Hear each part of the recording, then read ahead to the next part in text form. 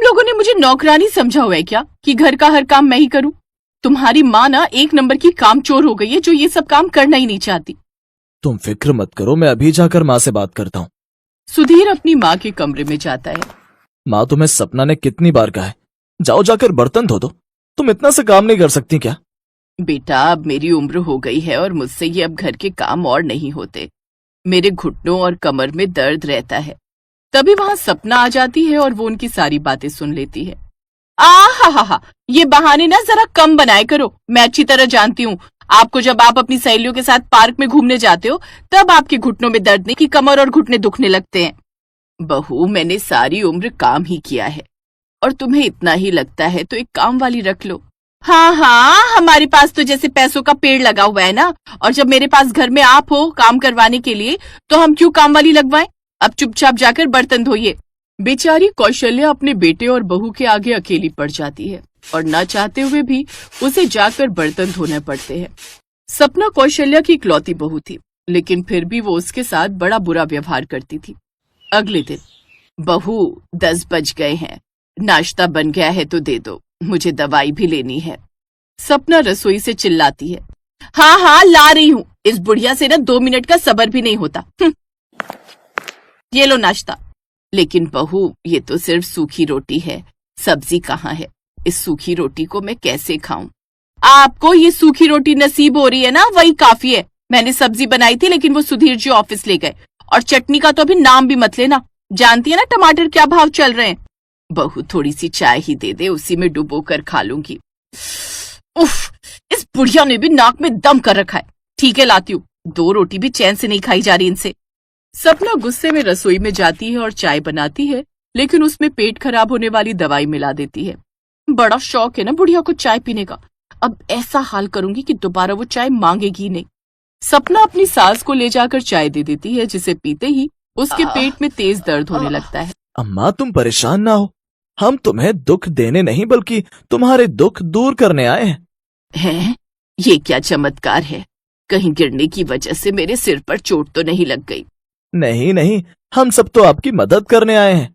कल जब हम आपकी रसोई में आए थे तब हमने देखा कि आपके बेटा बहू आपके साथ कितना बुरा व्यवहार करते हैं, और हमने तो ये भी देखा कि आपकी बहू ने ही आपकी चाय में पेट दर्द की दवाई मिलाई थी। क्या मेरी बहू ने दवाई मिलाई थी? हाँ, और अब आप देखो मैं उनके साथ कैसा व्यवहार करता हूँ। बचपन में आपने भी तो अपने बेटे को पाला पोसा था, तो उस हिसाब से उनको भी आपका ध्यान रखना चाहिए।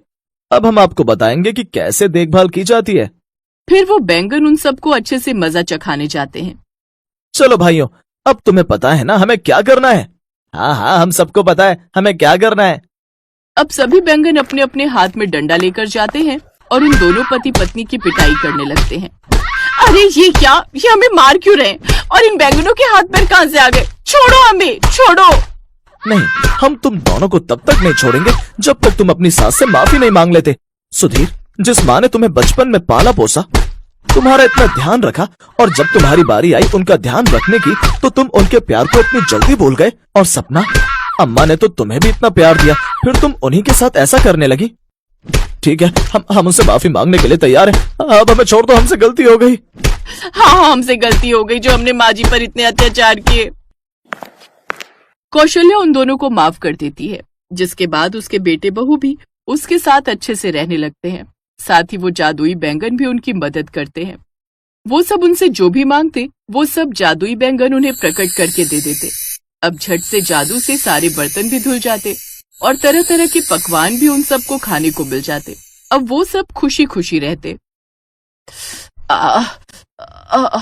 ये मेरे पेट में दर्द क्यों हो रहा है? ये देख सपना मन ही मन मुस्कुराती है, फिर कहती है, लो, इस बुढ़िया का फिर ड्रामा शुरू हो गया।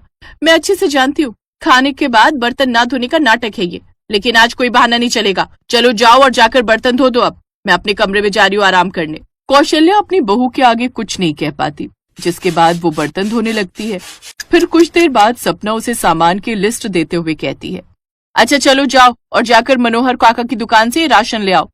लेकिन बहू, मैं अकेले ये सब सामान कैसे लेकर आऊंगी? ऊपर से मेरे पेट में भी दर्द है।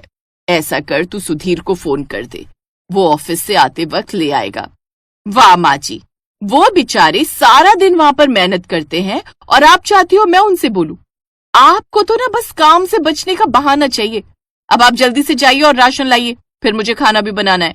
कौशल्या कोई कलेश नहीं चाहती थी, इसलिए वो राशन लाने किराने की दुकान पर चली जाती है। लेकिन जब किराने वाला वो सब लिस्ट के हिसाब से राशन तौलता है तो कौशल्या को देखकर कहता है, क्या आप इतना सब सामान अकेले ले जाएंगी?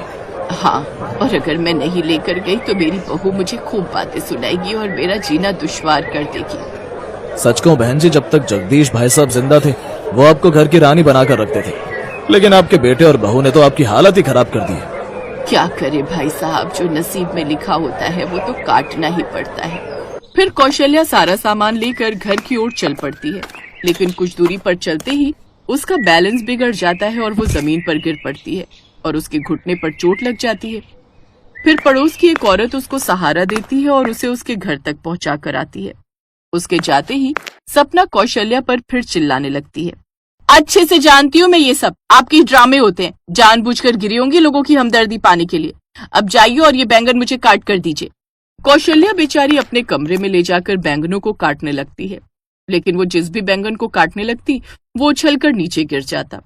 हे राम, मेरे बेटे बहू ने क्या मुझे पहले ही कम परेशान कर रखा है, जो अब तुम बैंगन भी मुझे परेशान कर रहे हो।